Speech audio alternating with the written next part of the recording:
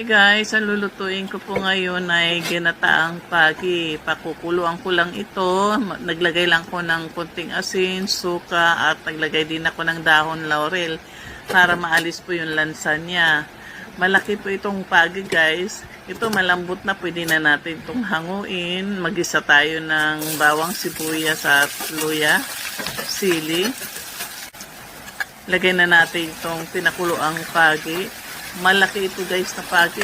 Yung laman niya parang karne mataba. Tinimplan ko lang ito ng paminta, chili powder at curry powder. Timplan lang natin ng pink salt or Himalayan salt. Naglagay din ako ng hiniwang chili at gata.